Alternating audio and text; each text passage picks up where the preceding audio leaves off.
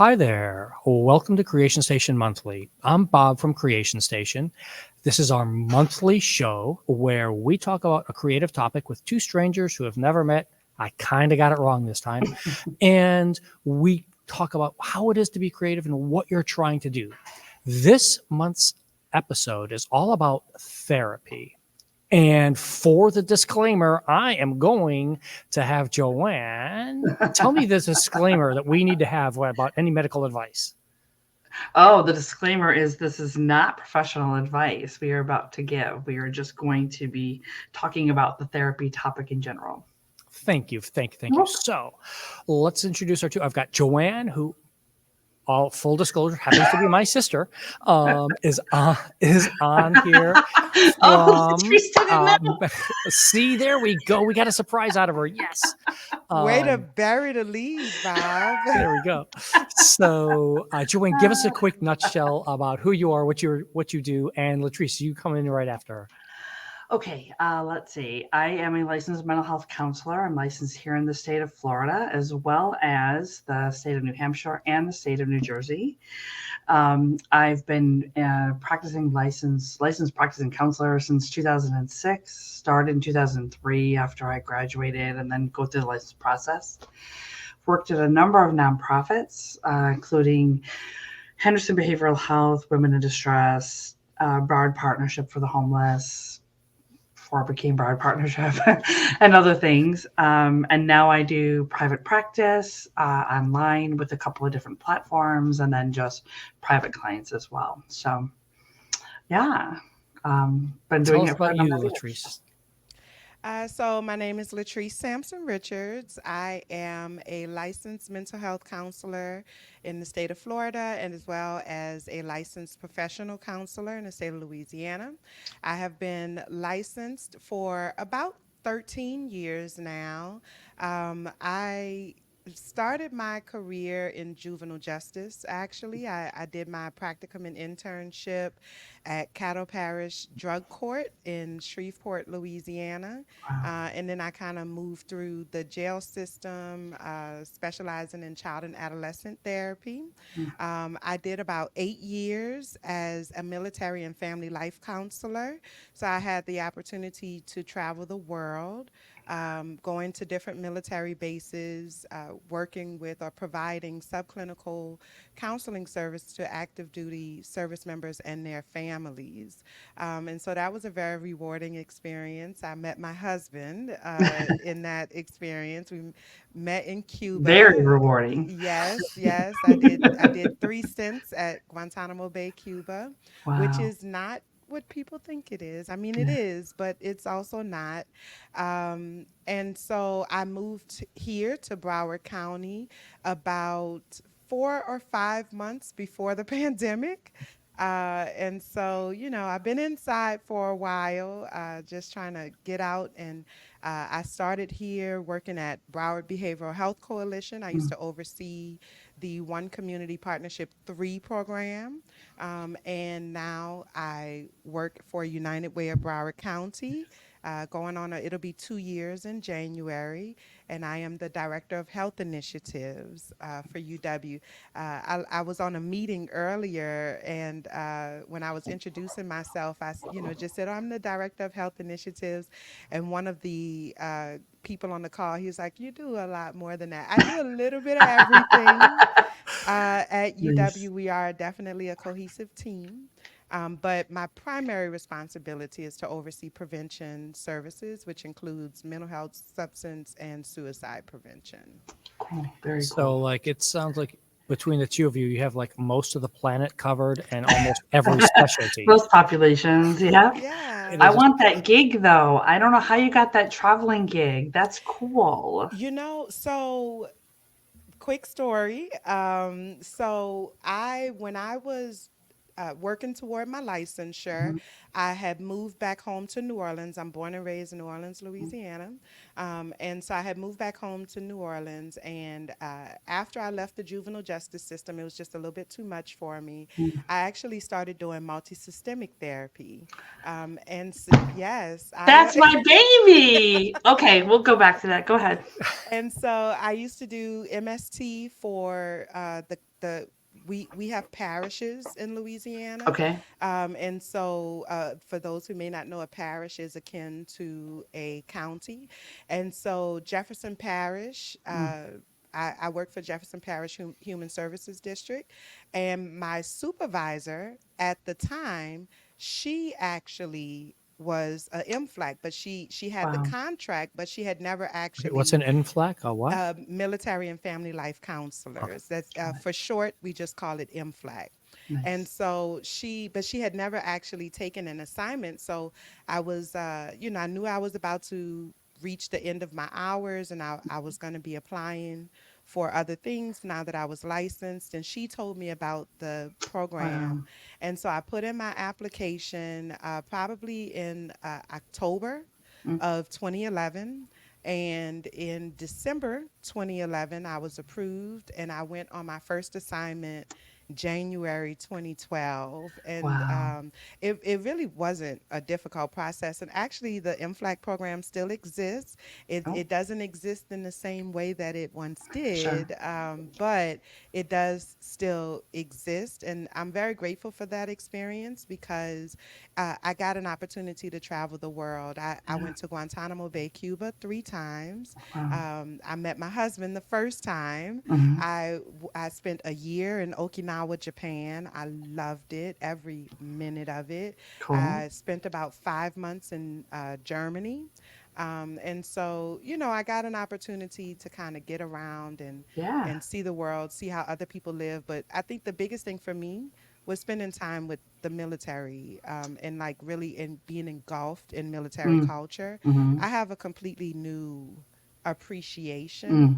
Sure. for not just the service members, but really the families and the Hmm. dependents. I mean, they give up so much and they go through so much in support of their service members. So Mm. it was a very enriching experience for me. Wow. Very cool. I want to ask, so Joanne, get us started on this because you've both talked about working with different populations and working with in different areas and being licensed in multiple places and all this.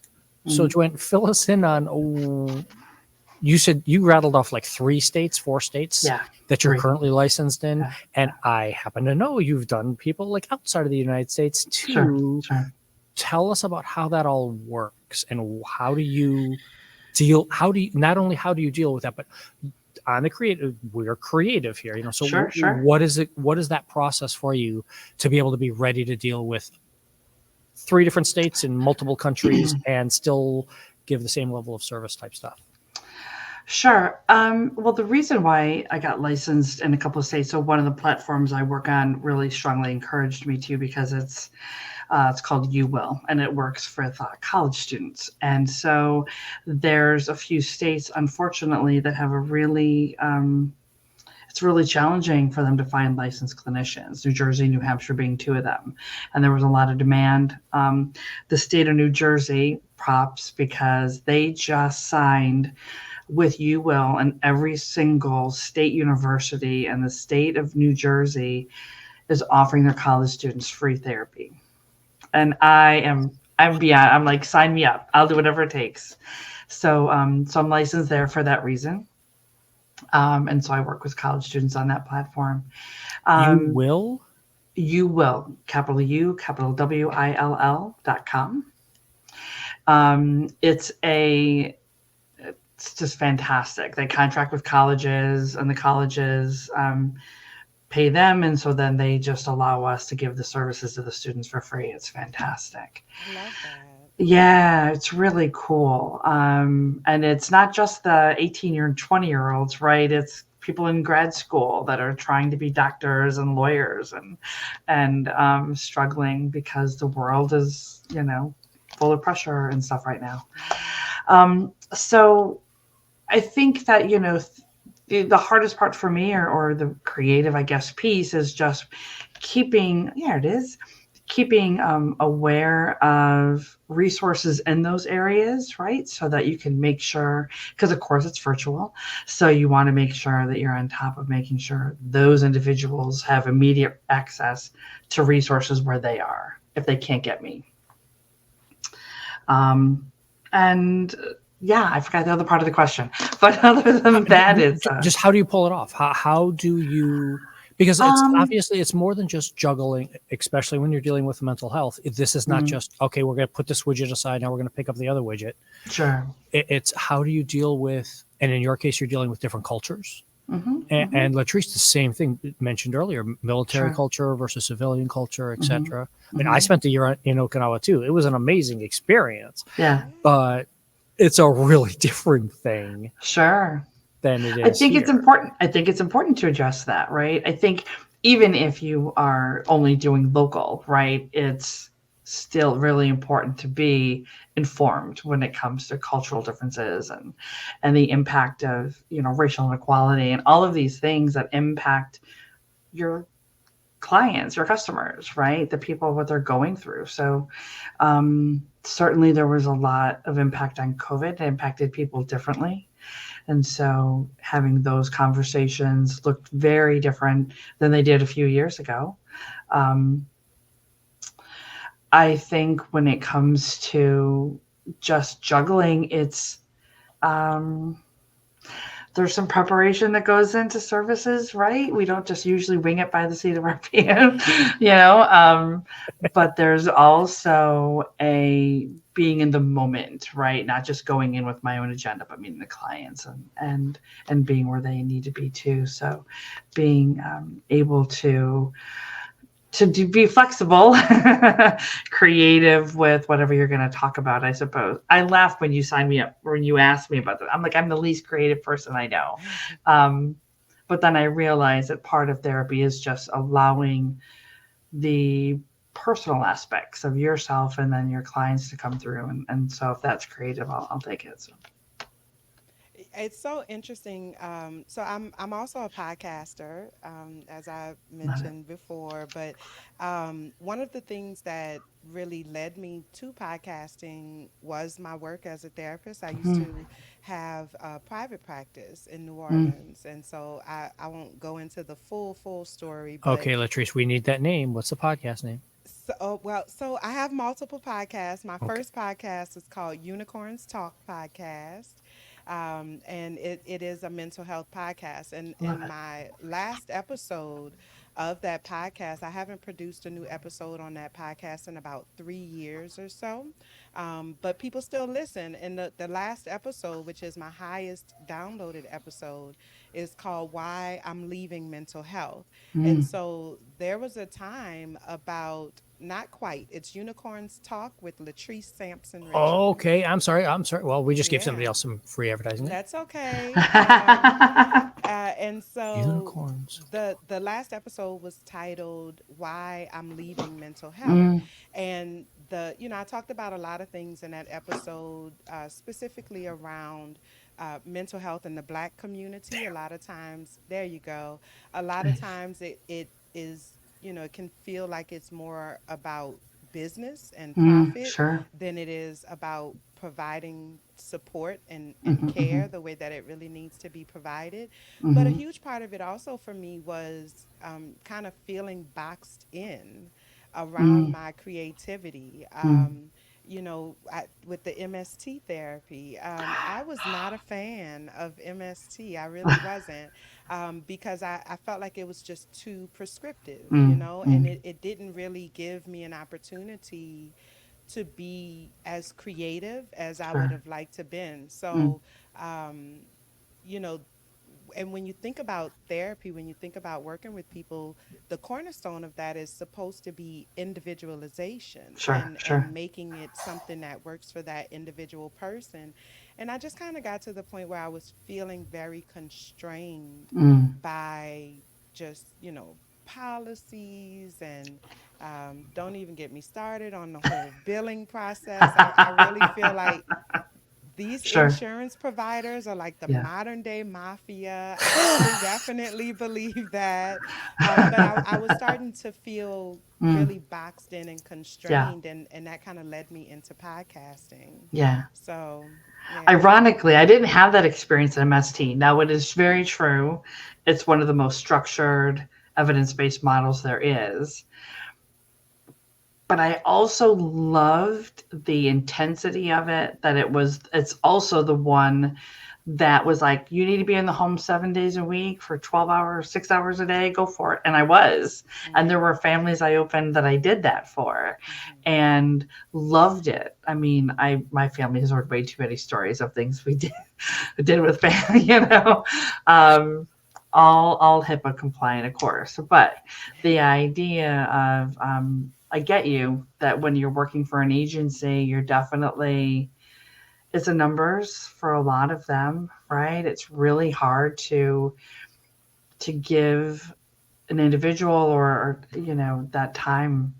Uh, so yeah, there's a lot to be said for going private and private pay and things like that. And I'm all about access, right? I want people to have access to services. I want people services should be affordable and accessible is my tagline. I just think that it's just so critical. And so, yeah, building companies, I avoid them like the plague. Oh my goodness. Don't even get me started.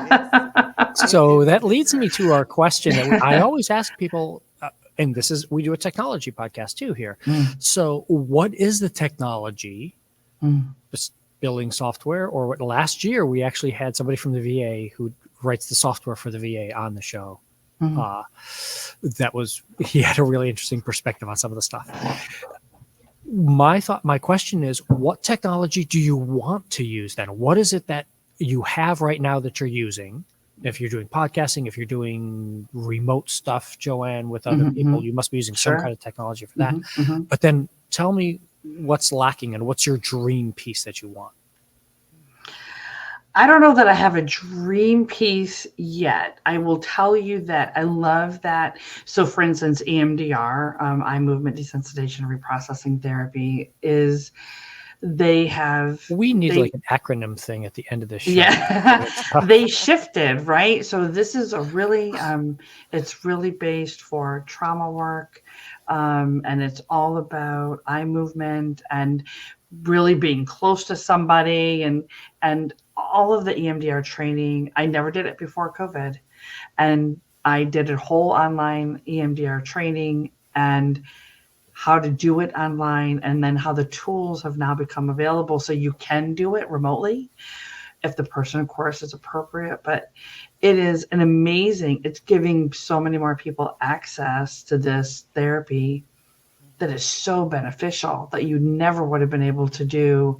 Again, think about New Hampshire. There are wait lists of people in New Hampshire. I can do EMDR with them, that they never would have access to because I have a software called Remote EMDR, and I can use that, and it does the eye movement thing, for me. And so I think I love that there's people out there that recognize that during COVID, therapy online was going to change, and I was really happy about that. I get asked all the time, I'm sure you do, Latrice, too, the idea of, well, is it the same as if it's not in person? And I'm like, I've done a lot of therapy in person and I've done a lot of therapy online. And I was skeptical. And I think after my fourth or fifth session, I was like, oh no, I can do this. Yeah. Because I think it's all about engagement, right? It's all about building that relationship. And if you can look someone in the eye and have that relationship, you're going to have the same therapeutic response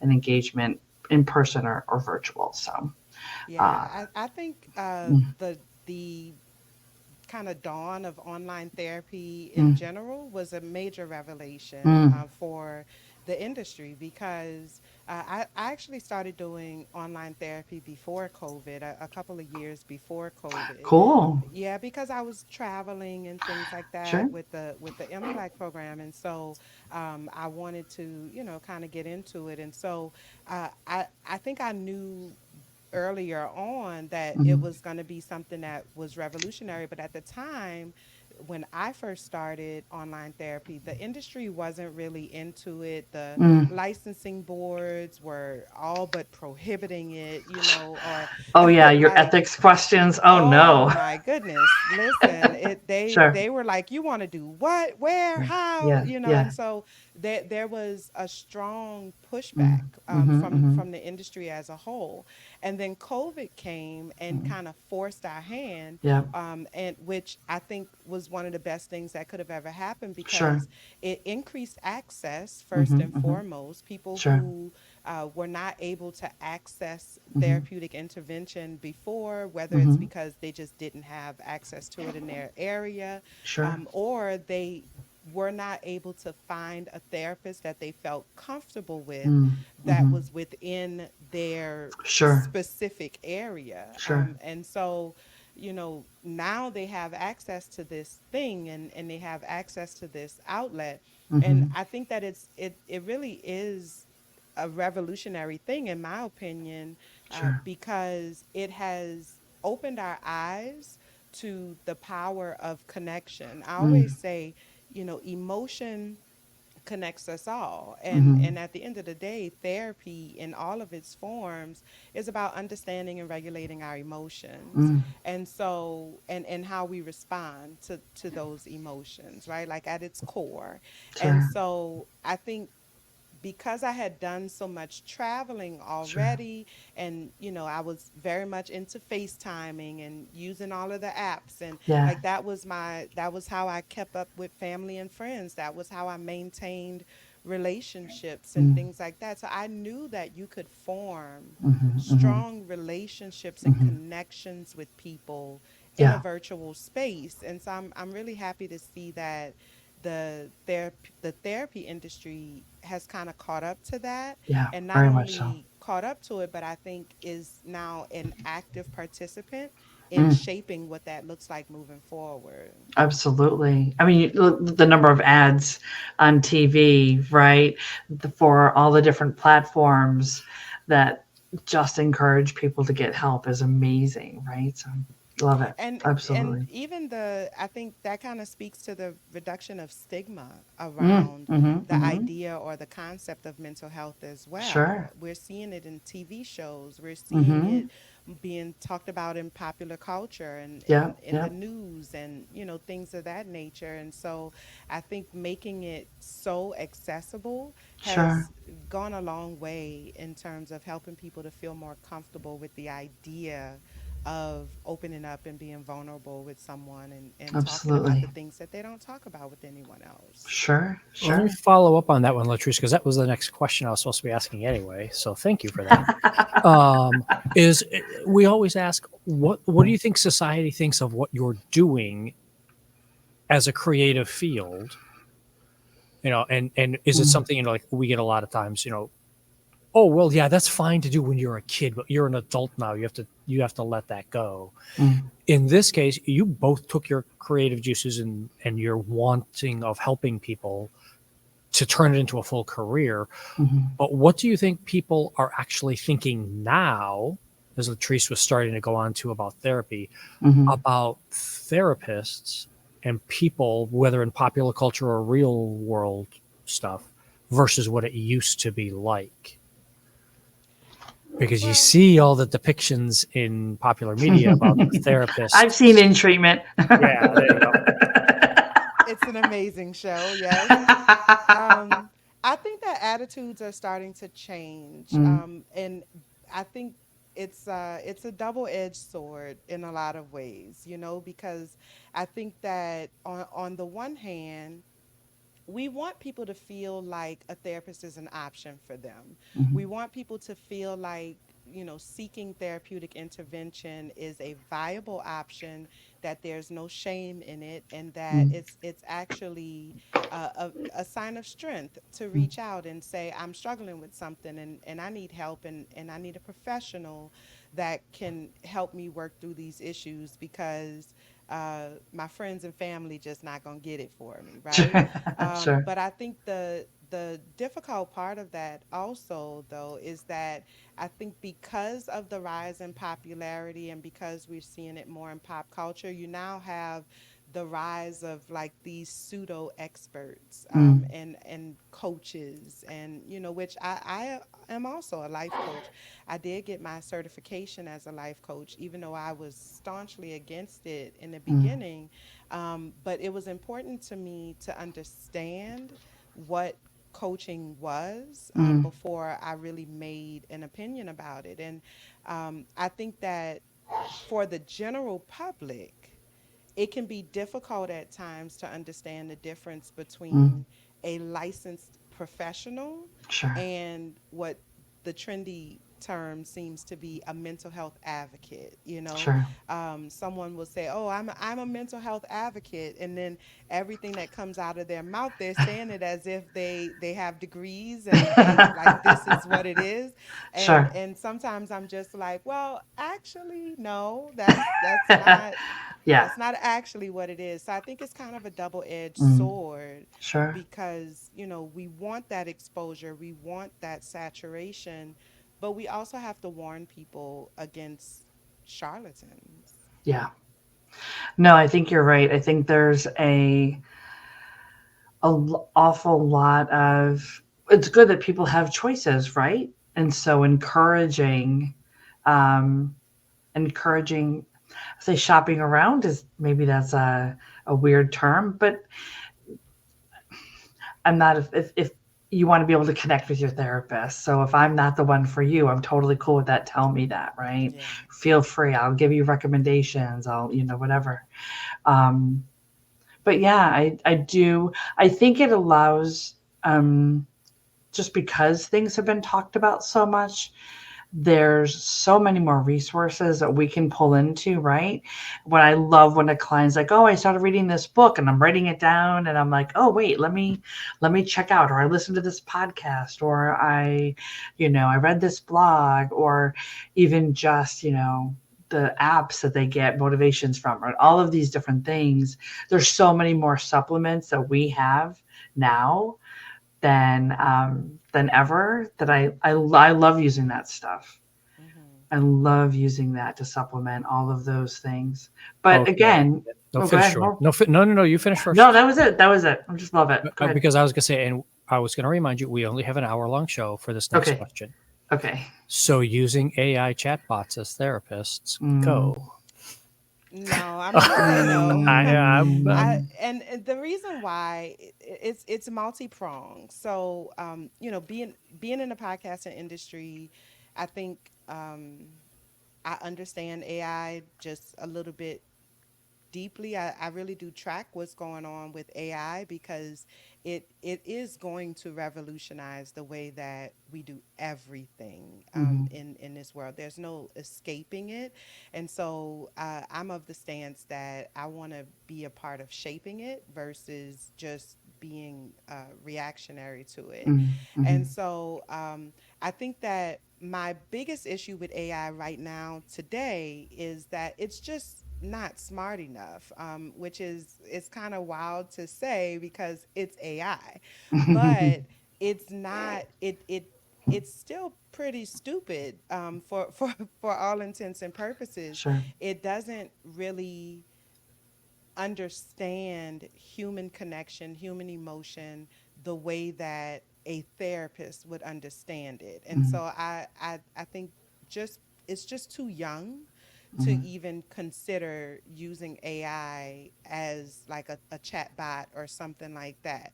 But I mhm, do think that it has potential. I think that it can be very helpful for therapists, and for other like mental health creatives to, kind of advance the work that we're already doing, because mhm, it can be very helpful in some of the minute details, some of the structuring, some of the organization of things, and, helping us to get new ideas, and to kind of formulate those ideas into creative ventures like podcasting.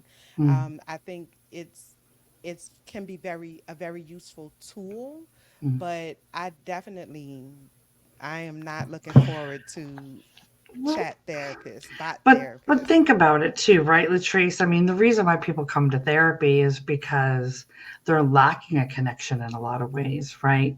And so, yeah, they can go online and they go to AI and type in, hey, how do I things I do, but they're that's not going to help them feel more connected, Mm-hmm. and they need to talk to somebody.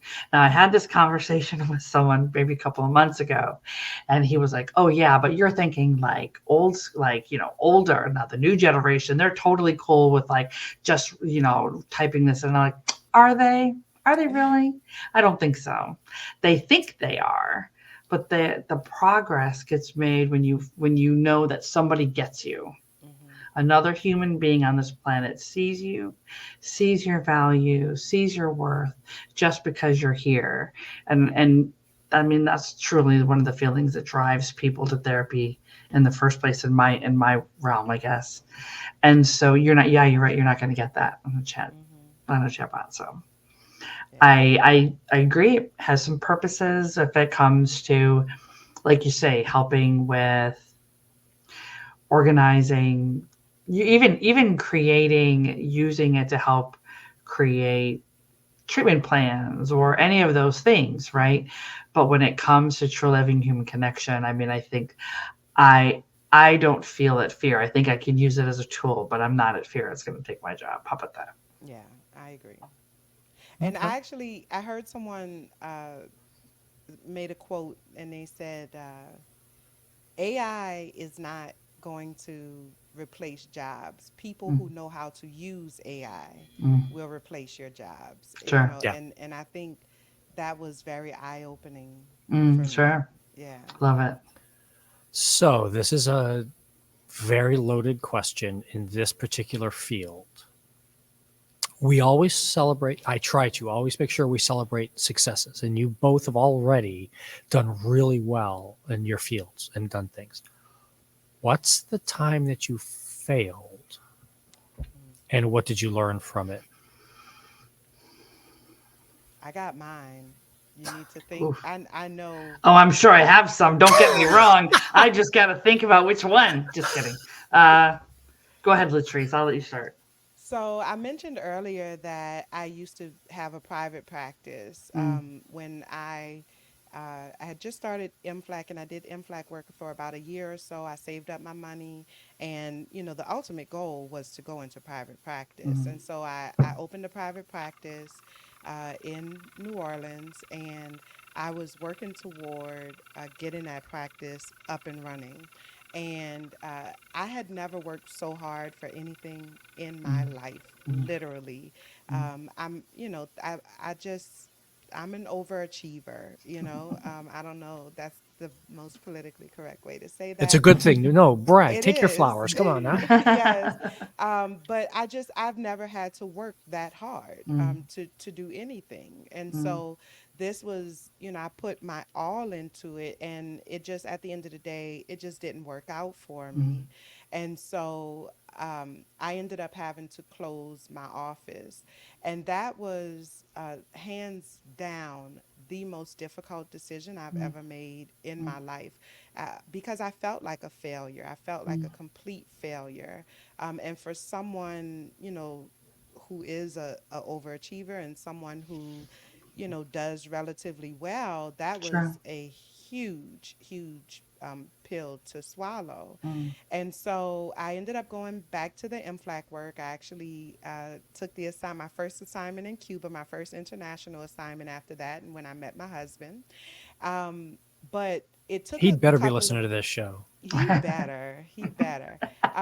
It took me a few years to kind of come out of it. I went mm, into a full blown depression, mm, and it took me about a year or two to come out of it. And the way that I came out of it was because I was able to recognize the lessons that mm, that experience had brought to me. mm, It brought me podcasting.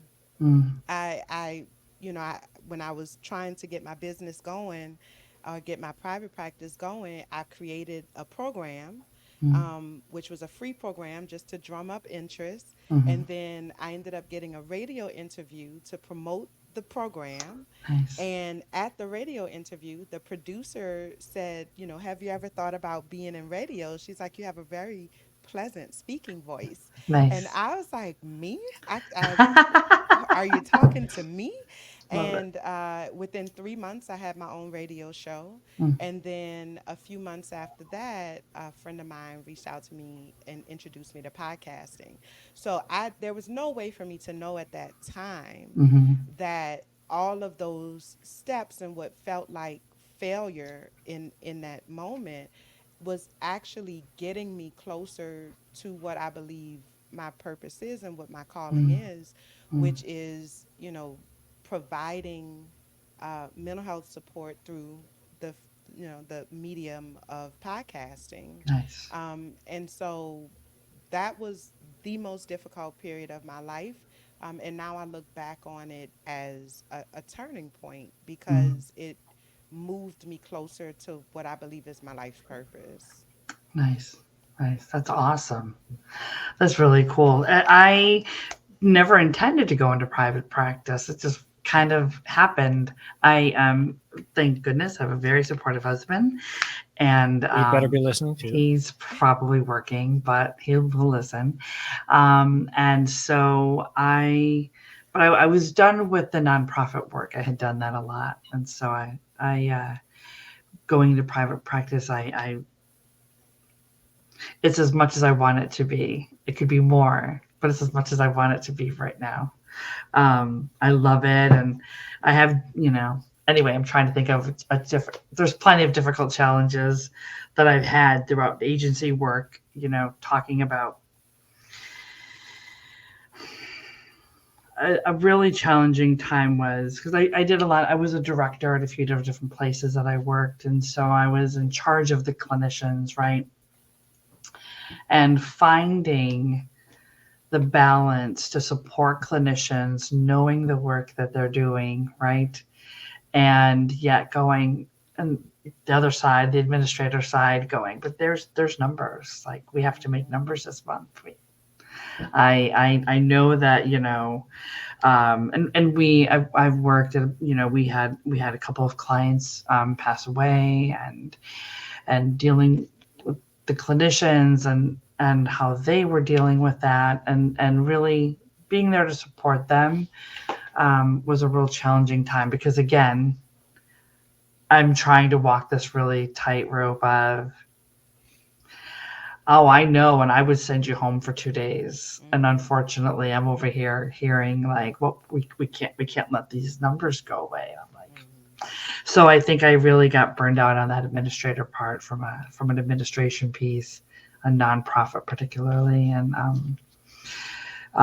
didn't want to add to the compassion fatigue and the burnout that it's like there's ways to avoid that. So I'm really happy that I can work with. I supervise some interns now, and that my focus is getting them to make sure they take care of themselves because most of them, of course, are working for nonprofits and agencies as they're going through the license process. And so working through that, I would say that's probably the most challenging is that administrator, fine line clinician role.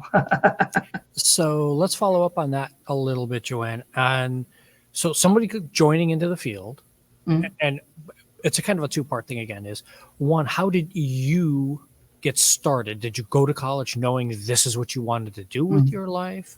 Or did you stumble upon it because, oh, well, wait, I took this class and, oh, this is kind of cool. And I want to continue on this. And then number two is, what's the advice you have for someone who might want to, might not, and now they just heard, oh, you're going to get ground down by. And how do you tell them, hey, you get to do cool stuff too? Yeah, you do get to cool stuff. It wasn't what I intended to do. I did get my associates. What did you want to be when you grew up? Well, I thought I wanted to be a movie theater manager because I did that for about 10 to 12 years. Loved it. And then I got tired of the customer service piece, right? On the big scale piece. So, but all my employees, I usually had employees at the theater and they range from 14 to 70, right? So this whole range of people and everyone kept saying, you know what, you really listen well, you really, it's easy to talk to you. You should really you should be counseling. And so I did my bachelor's in psychology, finished that in 94, but waited until 2000 to start my master's. So I was a late comer to the field. Um, did my master's at Oakland University in Rochester, Michigan, and got my license there, but then moved right away to Florida. So went through the licensing process here from 2003 to 2006. Um, and so, I've yeah. kind of lost track. How many licenses do you have?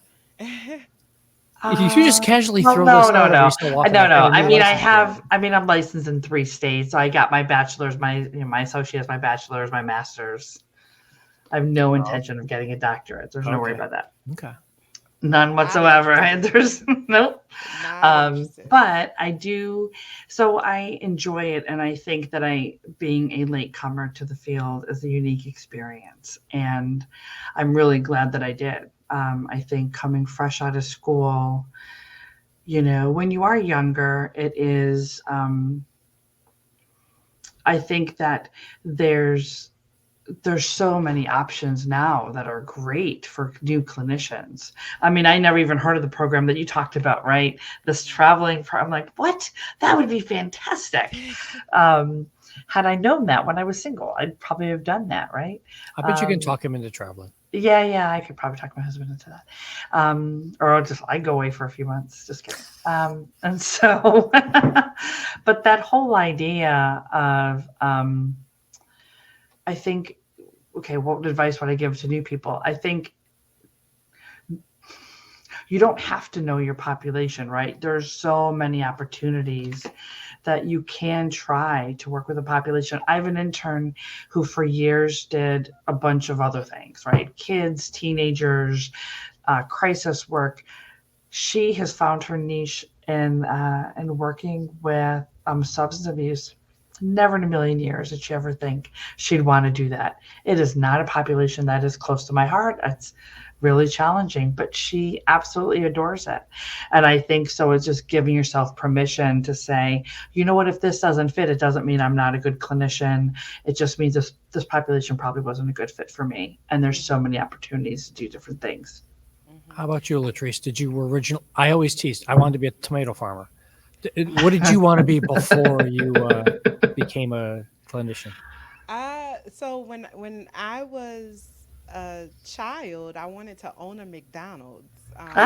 That Ah! I is like that. That's that's what nice. I wanted to do, and I guess it's never too late. Because Hmm, I've hmm. never worked in fast food or in the service industry, but um, I didn't know that I wanted to be a therapist. I always say I kind of feel like I was called to it Hmm. more than anything. I mean, in high school, I was a junior counselor, but the only reason I signed up for that was because they got to do a retreat every year. And I wanted to go, like, they went away for this retreat. And Nice. so I wanted to go on the retreat. So I was a junior counselor in high school, and my mother wanted me to be a teacher, and I didn't know what I wanted to do, but I Mm. knew I didn't want to be a teacher. And so just because I know how kids behave in classrooms. And so, and so I actually started college as an English major Mm. because I read and write pretty well. And so at freshman orientation, I went to the University of Louisiana at Lafayette. Go Cajuns. And Ah. I, at freshman orientation, that was actually the last year that we had the newspaper catalog, course Mm. catalog. The next year, the next semester, it actually went digital. But I had the newspaper and I was kind of flipping through it to choose courses and things. And I came across psychology. And I Mm. had never really even heard the word Mm. psychology up Mm. until that point. And it said the science of the study of human behavior. Mm. And I was like, oh, that's interesting, Mm. because I am a people watcher. I am absolutely fascinated by human beings and the diversity of human beings and the enormity, but the also the simplicity of human beings. It's just I will completely nerd out on it. And so I started looking through the courses, and they were very interesting to me. And so I changed my major at freshman orientation, Cool. still not really knowing what that meant, but I became a psychology major. Cool. And one of our first courses is essentially careers in Mm. like what can you do with a psychology degree. Cool. Yeah. And so in that class, they told us about the different levels, and Mm. I knew I hate school, so I was not interested in getting a PhD. So I was like, that research thing is out of Yep. here. Mm-mm. And so I didn't necessarily choose Mm. counseling. Mm-hmm. It just was the path. And Mm-hmm. so um that's how I ended up in that space. And but I still feel like I'm always evolving, Mm. and Sure. like figuring out what my path is continuing to evolve. Mm. Because now that, well, I work in mental health administration now. I've been in administration about 4 years now, because I got so fed up, similar to what Joanne was saying earlier, just, working in those mental health rehab agencies, Mm. and just, dealing with the numbers and the hours and all of those Mm. things. It's just a lot. It will wear on you very, Mm-hmm. very quickly. So I moved into administration, hoping that that would kind of renew my interest, and it did. Mm. Excuse me. But at the same time, I still have that longing for creativity. And Mm. so now that I'm moving into the podcasting space, I feel like my background as a therapist really lends itself Mm. to podcasting and to storytelling in general. Mm. And so I'm able to embed these really deep and meaningful moments Mm. because of my understanding of human behavior Mm. into these entertainment pieces. Mm. And so it's kind of like, giving you a Nice. little bit of candy with the medicine, Nice. and so I really enjoy that. And so I would just echo what Joanne is saying to anyone that's interested in coming into the field. I think keep your options open. Mm. Mm-hmm. You can do, I mean, just So psychology is much. you can do so much. Yeah. Yeah. Psychology really is the bedrock of every Mm-hmm. industry. Mm-hmm. Every Mm-hmm. industry is touched by Sure. psychology and the Mm-hmm. understanding of human beings and how human Sure. beings work and how we, feel and how we produce and, all of Mm. the things and Mm. consume. Sure. And so I think just keep your options Mm. open. And if there's something that you see that's a need that's not being filled, then that might be a sign that it's your job to create the thing to fill Sure. that need. Mm. Love it. Very Love it. cool. Yeah. Very cool.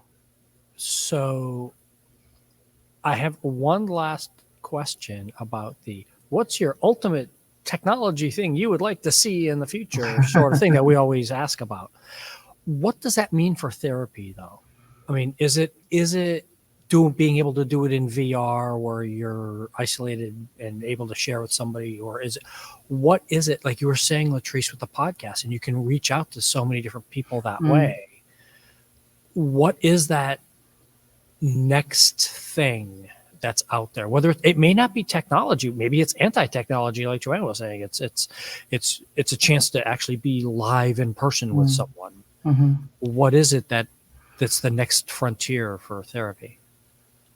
Yeah, I think for therapy in general, and the idea of mental health and mental wellness, um, it is this idea of kind of like lifting the veil Mm. and making it something that is just, dinner table conversation Mm. versus, something that's such a taboo topic as Mm. it has been for so many years. Mm-hmm. I think that is the next frontier. I think that's the direction that we're moving in, where it becomes normalized Mm. for people to talk about their feelings. This next generation, man, they're on it. You know, Sure. they are definitely on it. They have feelings and they are not afraid to share them.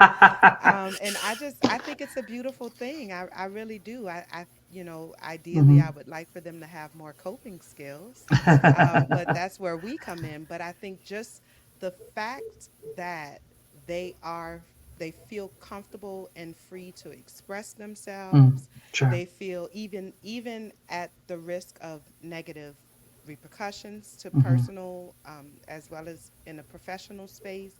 They are very strong in the idea or the notion that this is who I am, Mm, this is how I show up in the world, mm, and I'm not going to be forced to conform mm, to mm. that world. And so I Sure. think that they really are going to be, and not are going to, because they're already there. They are the change makers that I think we need. I Sure. think they're really gonna turn things around, just because of their level of vulnerability and their Mm. willingness to um, to show themselves and to be seen.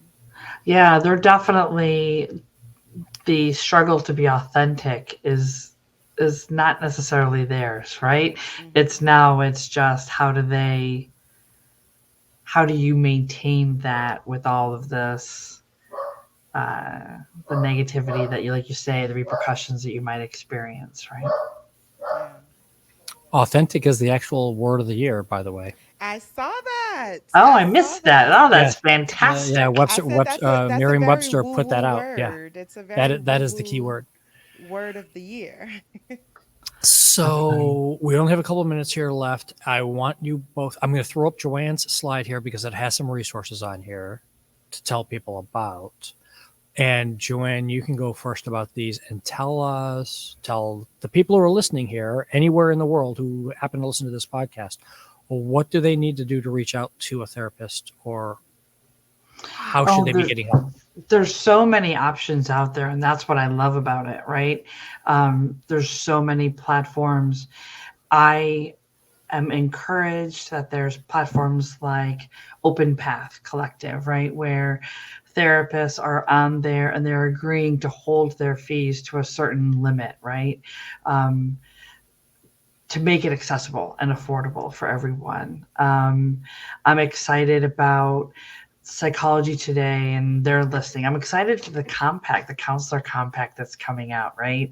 Where people are going to have access to therapists in multitudes of states, right? So, like you were saying earlier, Latrice, right? This idea of, hey, if this person doesn't fit with me, I have plenty more to choose from, and really taking advantage of that because there are people who are specialized in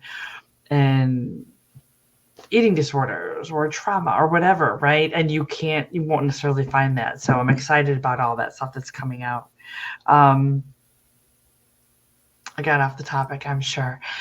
Uh, Um, the It's okay. resources. How do you find a Resources. therapist? So I here's my Yeah, question for you, Joanne and yeah. Latrice. So I know, working at the library, we recommend 211.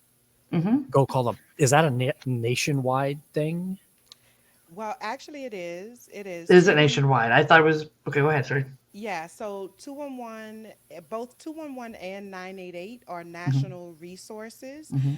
but they are localized at the same Ah, time, got it. Got it. right? Got it. So you can call anywhere in the United States. You can pick up any phone in the United States, cell phone or otherwise, and dial 211, and it will link you to a local directory of resources, Nice. whatever resources it is that you need, whether that's childcare, if that's housing Mm, assistance, if that's bill pay assistance, if that's crisis support, if mm, that's, whatever it is, mm. any 211 in the country can help support you with those needs. And the same thing goes for 988. Mm-hmm. 988 is the Mm-hmm. new, I was looking on your website, Joanne, you got to update that I will number. update that. I just saw that too. I'm like, crap. So 988 is the National Suicide Crisis, suicide prevention and crisis Mm-hmm, lifeline. mm-hmm. And if anyone is experiencing suicidal ideation or having thoughts of self harm, or if you're just in crisis and you need someone to talk to, you can pick up any phone anywhere in the country and dial 988, and you'll be connected to a local uh, essentially it's a call center, right?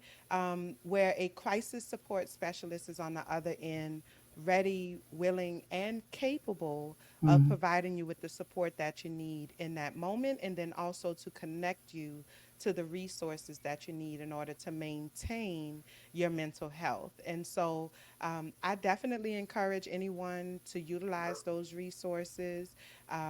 We also at United Way of Broward County, we offer through the Broward Suicide Prevention Coalition, we offer trainings throughout the year on how to identify risk and how to connect individuals with resources.